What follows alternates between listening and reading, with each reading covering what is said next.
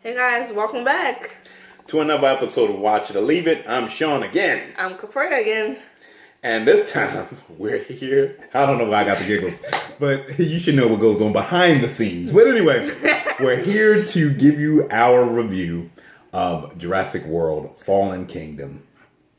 A movie that we just recently saw, which is the 5th Jurassic Park movie. Yep. And why do they keep making these movies? Because people keep going to see them. Rather it's good, bad. People keep going, so they keep shoving them out. And it definitely showed in this movie. Who doesn't love dinosaurs? Directed by J.A. Bayona, Spanish director. He did some other movies, The Orphanage and stuff like that. But now he's here to do the 5th installment of Jurassic World. And once again, it's Chris Pratt. Yeah, Pretty Pratt. Once again is Bryce Dallas Howard, Ron Howard's daughter. And Jeff Goldblum, who was from the first one, the second one, The Lost World. He's back in it only briefly in the beginning, briefly in the end. So if you're going to see him, you might as well don't even waste your time. But anyway, and Justice Smith, who was on the next Netflix, what's his name? Justice Smith, who was in the Netflix series The Get Down. Get down. And he should have stayed down. But anyway, no, that's just... Anyway, let's talk about Jurassic World. This movie. All right, let me was just okay. Say, all right, it was okay. Let's just say the island, the park, Jurassic World. It was about the park being reopened. Yes. Claire, Bryce Dallas Howard, and she plays Claire. She reopens the park. Now it's called Jurassic World. It goes haywire in the first one. And now this movie takes place, I think, a couple of years later. 2 or 3, I think they say 2 or 3 years later in the beginning. Where now the park is totally just destroyed, ran over. Dinosaurs are everywhere, just living amongst each other. And the island is about to explode. Right, because the volcano that's on the island is about to erupt. And now they're bringing Owen and Claire back to try to see if they can help navigate through the island and get the dinosaurs off. But then that's when all the craziness ensues. What do I say about Jurassic World? It was okay. Fallen Kingdom. I mean, I think the first one. I was like the first one. I don't know. The first one was okay too. I'm just really getting tired of people on these islands knowing that dinosaurs eat people. If you know that they're dangerous animals, why do they keep sending these people on these islands dealing with these animals? Unique creatures.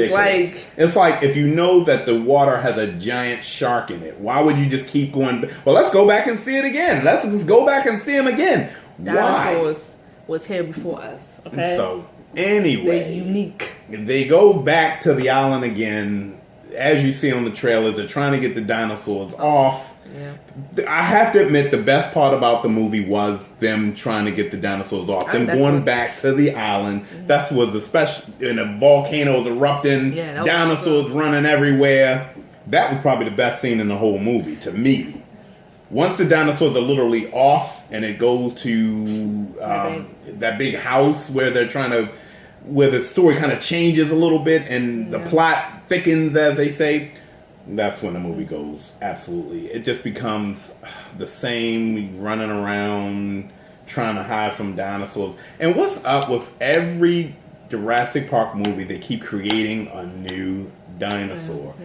That has been done and done and done. They just keep creating new dinosaurs. And, oh, by the way, the dinosaur always escapes. Jurassic Park 3, they created a new dinosaur. It was a big, tall, white thing. Jurassic World, they created the dinosaur that could, he would turn invisible, kind of, so he could camouflage himself. He camouflages, is what the guy said before he got eaten. And now in this one, they just made a new, raptor? Yeah. I mean, Fucking sense, though. Can we just have a writer who just say, you know what? We're going to do something totally different.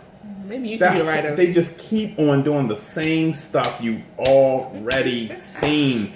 Shoving it down your face and saying, here, this is what you got. Go see it. We spent a lot of money on budget.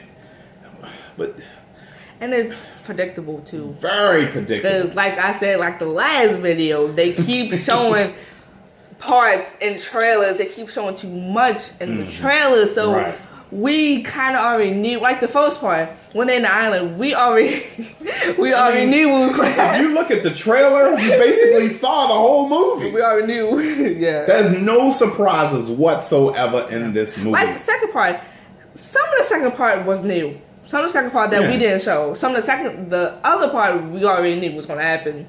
But that, I mean, you see Chris Pratt run, and they getting in the ball and rolling, and you know it was good to see on camera. But it's just nothing. I mean, it's no surprises. Maybe some of that they should have, not put in the trailer. Maybe they should have kept some of that out. They should have just put in the trailer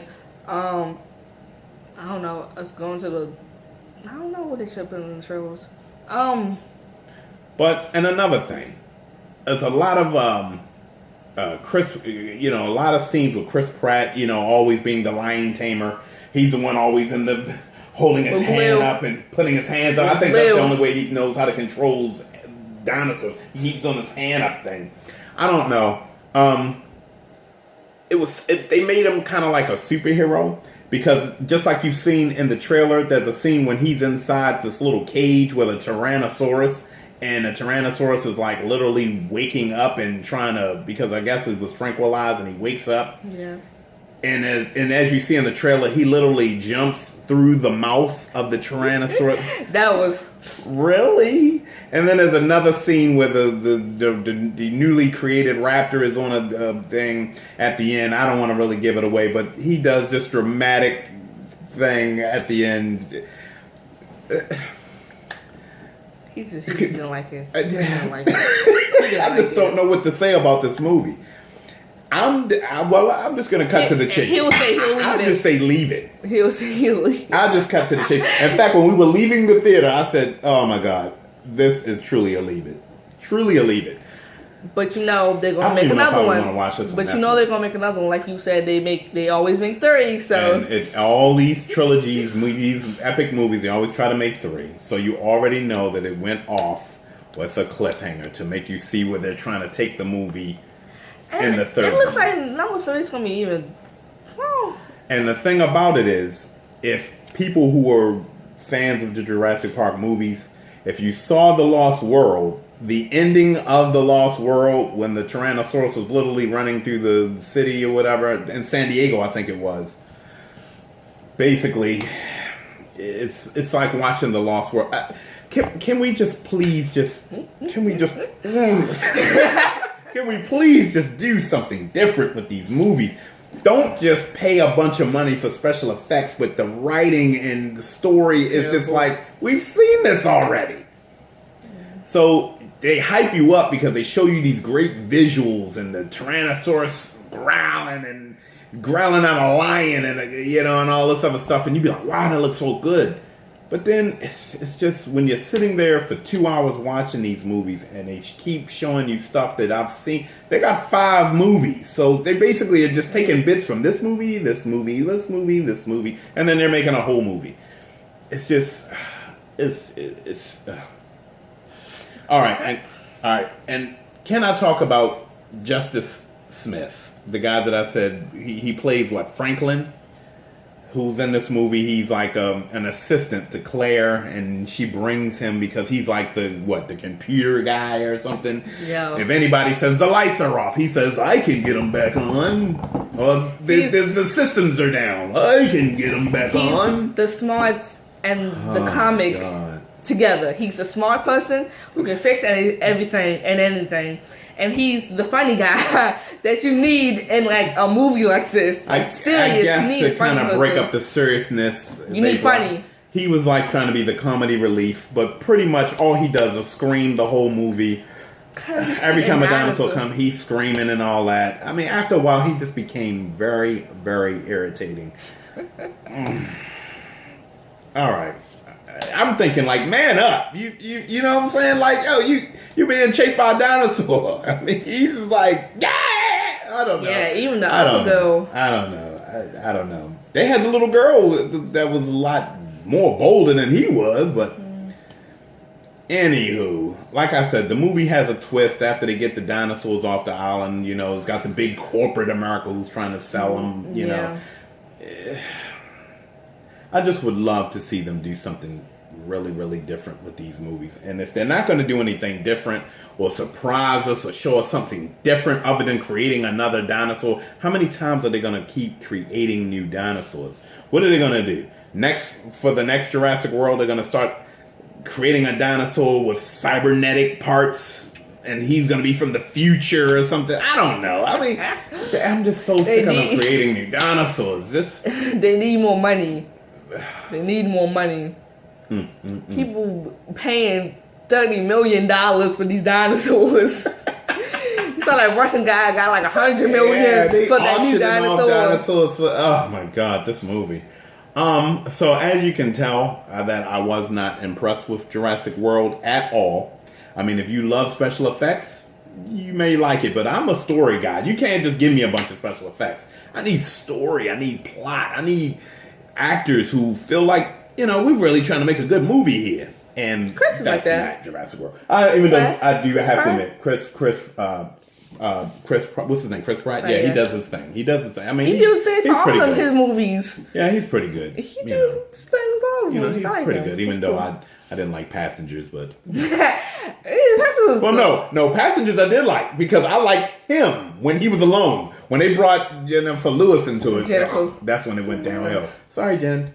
But love you, Jen. Also, in Jurassic World, what this movie does a good job of is it makes you feel sorry for the dinosaurs. Yes, it does. You know, in a lot of the other movies, you're rooting for like in the first Jurassic Park movies, you're rooting for the people to make it out alive. Yeah. And this one, you're actually rooting for the dinosaurs to make it out alive. I mean, they really got scenes in here where they make you feel sorry for them, like when the big giant dinosaur with the long neck was, Yeah, it was like, I was like, God damn.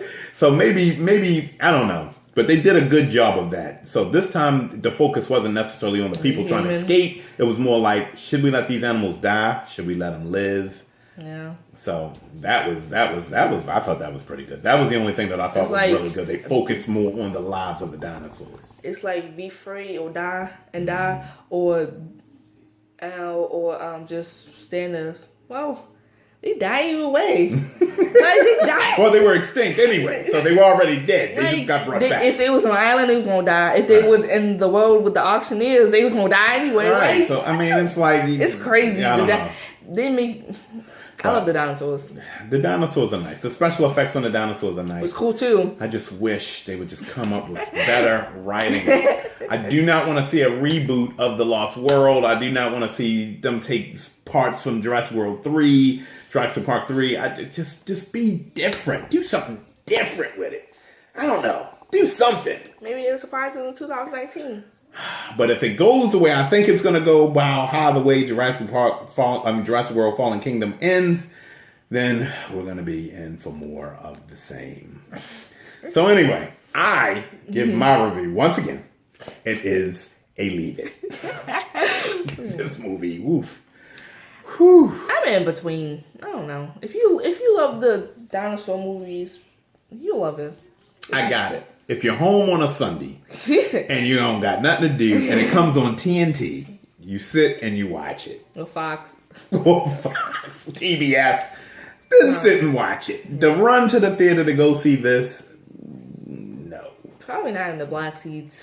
No. Not in any seat. It was good. The sound was good. Yeah, because it was shaking the whole thing. The whole movie. We go to the Dolby Theater where when they do the seats kind of like shake and vibrate during action sequences and stuff. It will be good for the chairs. So it helped make the movie more, and plus the speakers in that theater are amazing. Loud.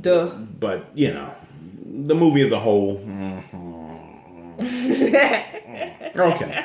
All right. So enough. So, anyway, that's our review of Jurassic World, The Fallen Kingdom. And once again, I'm Sean. I'm Caprea. And we will see you on the next review of what I don't know yet. Should we see Ant-Man? Possibly. But I do think my next review will be Uncle Drew, which starts this Friday in theaters everywhere. Rated PG. All right. Bye, guys. See you later, guys. Peace.